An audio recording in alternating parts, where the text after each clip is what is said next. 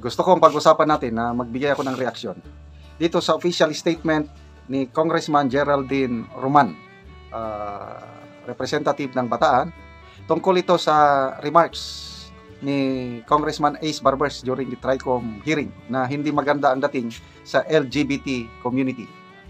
Itong si Congressman Geraldine Roman ay member ng LGBT community. Okay? So basahin ko ang official statement ng kongresista.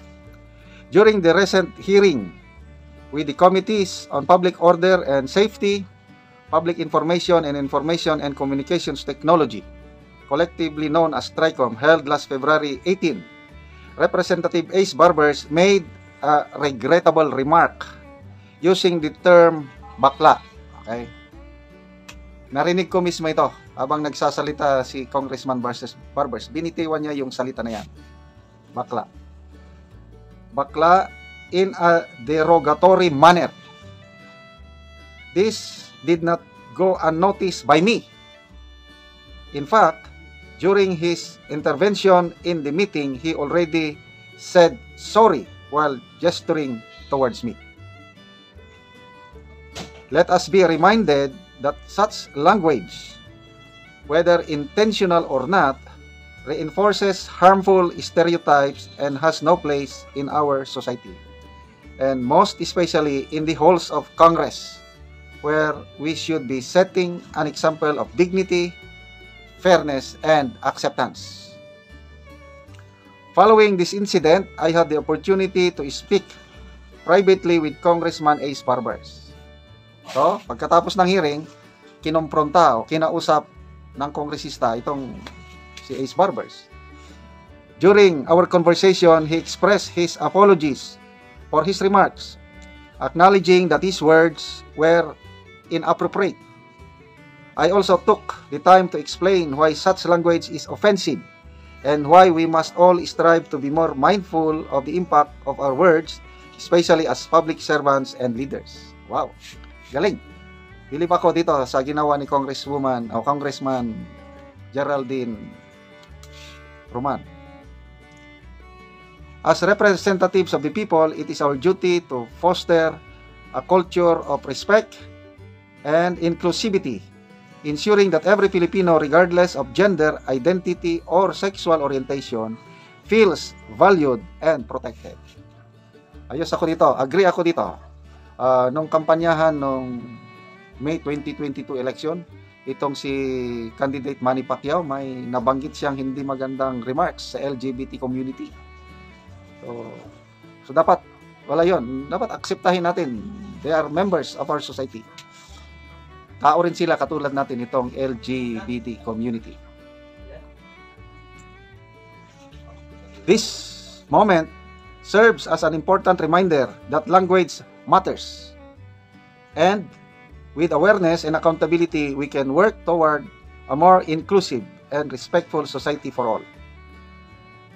During the same hearing, I also presented to the TRICOM a draft bill for the creation of Digital Council of the Philippines. Anyway, lang yan. So, balik tayo sa issue na yung mga pagsalita ng ganon in a public hearing, lalo na sa Congress, ay hindi talaga maganda. So, mabuti at na-realize ni Congressman Barbers na inappropriate.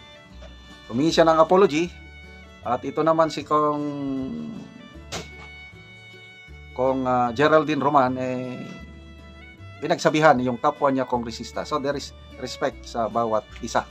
Okay? So sana hindi na ito maulit pa.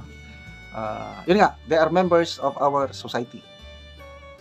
Mahal sila ng Diyos, yung ganyang klase ng tao. At wala na sila. Basta ako, marami akong kamag-anak na members ng LGBT community and they are very talented. Talented sila. Ang gagaling. Kahit saang larangan, namamayagpag sila eh. Yung mga Filipino designer, marami dyan, members ng LGBT community at they're bringing pride to our country. So, sana hindi na ito maulit pa. Although, medyo may kaibahan lang. Ito, Philippine Society dito, no? Sa US naman, na iba. Pag upo ng bagong presidente, sabi niya, may dalawa lang uri ng gender, male and female. So iba naman, US naman yon. Sa atin, Pilipinas, iba pa ang ating kultura. So, mga kaibigan, salamat sa inyong palaging panonood sa ating mga videos.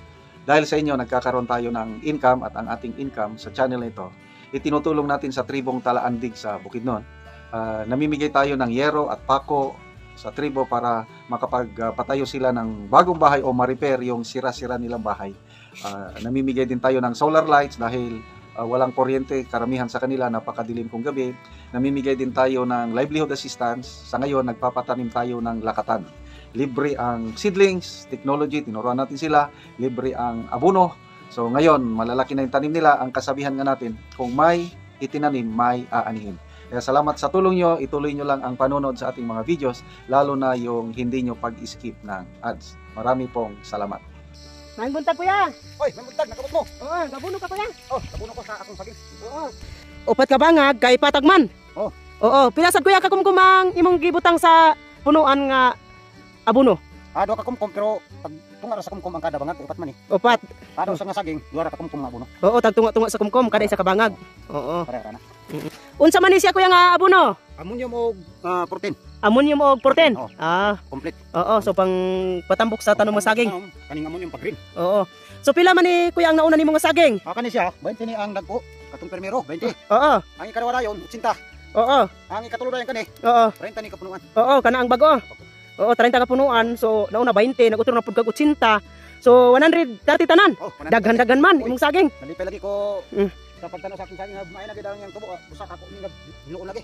Daghan gyud ni kuya imong saging oh. Labi na king bag-o, bago nimo nga tanom 30, nindot gyud yang tubo oh. May pa. Oo. Ay gapo nang yang tubo. Oo, so kini ang nauna. Maayo man ang yang tubo kay sa punuan hinlo. Og padayon gyud kaani kuya sa pag-abono. Oh, parayong gid kuani kay kay nakulan ba? Oo, kay nag-ulan man karon. Nakulan man. Oo, so nindot kaayo ang tubo sa imong saging. Oo, 130 tanan 130. kapunuan. Oo, maayo gyud ang tubo sa imong saging kuya sa padayon sa pag-abono. Oo. O kuya, unsa man imong ikasulti sa padayon sa pagpananom o sa pag-atag og abono sa pagsuporta? Pasalamat gid ko na sa Ginoo Oo. nga nakatanom gid kog saging lakatan. Oo. Kay akong nakita kung daghan di atong lakatan, siguro gyud nga maus ta sa kalisod. Oo. Unya makatabang pud ta sa atong mga anak nga labi na nag-eskwela. Oo. So maputol-putulan ang atong kalisod. Oo. So dako gyud among pasalamat labi na sa nagatanog YouTube Oo. nga akong agad sa inyo nga makatag og utro, makatag pamug utro suporta sa labi na ning saging nga lakatan. Maus gid mi sa kalisod. Oo, si. Kami gani kung yapon mi nga tagaan pa mi mga turuan kay ing akong ira dire log pa ni Oo. akong area so akong nalantaw gyud munta nga rugagan pa ni akong saging lakatan. Oo, sige kuya, salamat kuya. Ah, sige. Mauna ni ang sagingan ni Kuya JD. O mauna ni tanan ang sagingan ni Kuya JD. Nga 130 kapunuan apil sa bag-o niyang tanom nga 30. 130 tanan kapunuan.